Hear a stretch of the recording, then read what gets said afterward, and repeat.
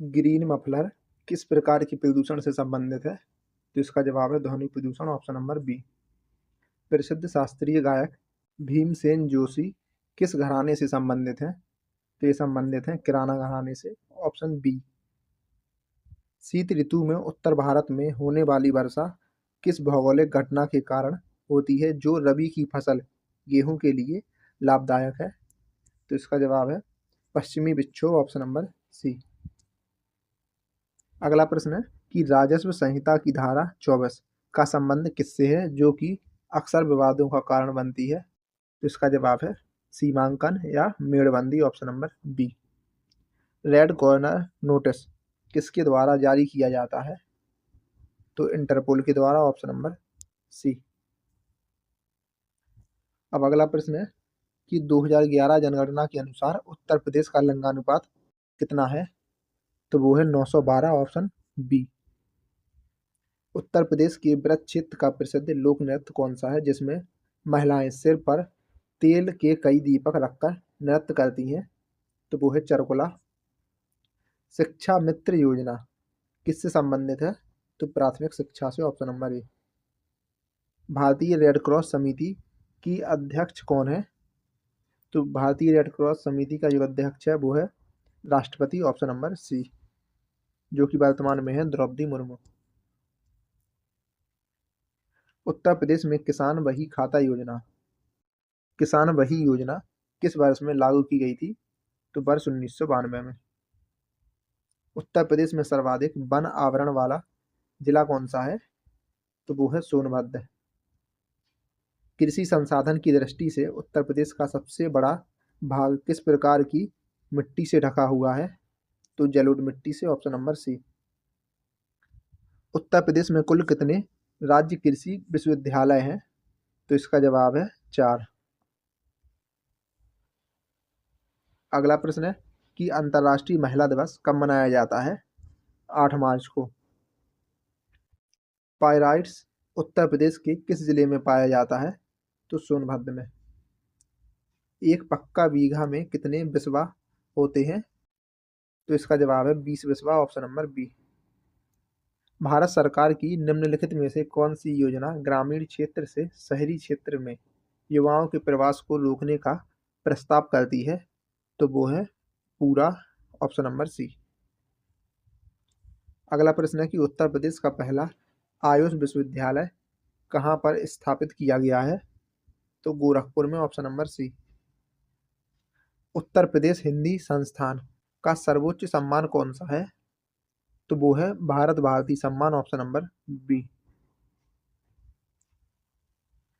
अगला प्रश्न है कि विश्व जैव विविधता दिवस कब मनाया जाता है? तो 22 मई को, ऑप्शन नंबर सी। रेडियम की खोज किसने की थी? तो मैडम क्यूरी और पियरे क्यूरी ने, ऑप्शन नंबर ए। अगला प्रश्न है कि मृच्छकटिकम यानी कि मिट्टी की गाड़ी नामक प्रसिद्ध नाटक के लेखक कौन है? तो वो है शूद्रक, ऑप्शन नंबर बी। भारतीय कृषि अनुसंधान परिषद ICAR का मुख्यालय कहाँ पर स्थित है? तो यह है नई दिल्ली में। डिस्कवरी ऑफ इंडिया पुस्तक के लेखक कौन है? तो वो है Jawaharlal Nehru, option number B. निम्नलिखित में से कौन सा मिलान गलत है? तो इसका जवाब है Google mark Zuckerberg, option number D. बाकी यूट्यूब के नील मोहन, माइक्रोसॉफ्ट सत्य नडेला, ट्विटर लिंडा याकारिनो। अगला प्रश्न है कि एग्जाम वॉरियर पुस्तक के लेखक कौन है? तो नरेंद्र मोदी। माइक्रो ब्लॉगिंग का सबसे उपयुक्त उदाहरण कौन सा है? तो वो है ट्विटर, ऑप्शन नंबर बी। अगला प्रश्न है कि रेलवे स्टेशनों और ट्रेनों के भीतर कानून व्यवस्था बनाए रखने और अपराध पंजीकरण की प्राथमिक जिम्मेदारी किसकी होती है? तो वो है GRP की, ऑप्शन नंबर बी। वर्षा के बाद आकाश में इंद्रधनुष के निर्माण के लिए निम्नलिखित में से कौन सी भौतिक घटनाएं जिम्मेदार होती हैं? तो अपवर्तन, विक्षेपण और पूर्ण आंतरिक परावर्तन। सुकन्या समृद्धि योजना के अंतर्गत खाता खोलने के लिए बालिका की अधिकतम आयु सीमा क्या होती है? तो 10 वर्ष की, option number C. Uttar Pradesh के किस शहर में एंटी टेररिस्ट स्क्वाड का नया कमांडो ट्रेनिंग सेंटर स्थापित किया गया है, जो कि रणनीतिक रूप से पश्चिमी यूपी के लिए महत्वपूर्ण है? तो वो है देवबंद, ऑप्शन नंबर बी। अगला प्रश्न है कि 2011 जनगणना के अनुसार उत्तर प्रदेश की अधिकतम आबादी और न्यूनतम आबादी वाले जिले क्रमशः कौन से हैं? तो अधिकतम आबादी वाला जिला है प्रयागराज और न्यूनतम आबादी वाला जिला है Mahoba, option number A. Bharat का प्रसिद्ध green park stadium Uttar Pradesh के किस जिले में है? तो यह है कानपुर में। निम्नलिखित हेल्पलाइन नंबरों का सही मिलान कौन सा होगा? तो साइबर अपराध 1930 और महिला सुरक्षा 1090, ऑप्शन नंबर सी। अगला प्रश्न है कि साल में होने वाले 4 ग्रैंड स्लैम टूर्नामेंट का सही कालानुक्रम क्या है? तो Australian Open, French Open, Wimbledon और US Open, option number B.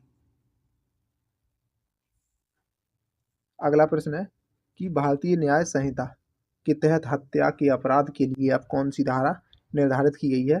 तो वो है धारा 103। निम्नलिखित में से किस मंत्रालय या नोडल विभाग की केंद्र में एकीकृत बाल विकास सेवा योजना के कार्यान्वयन की प्राथमिक जिम्मेदारी है?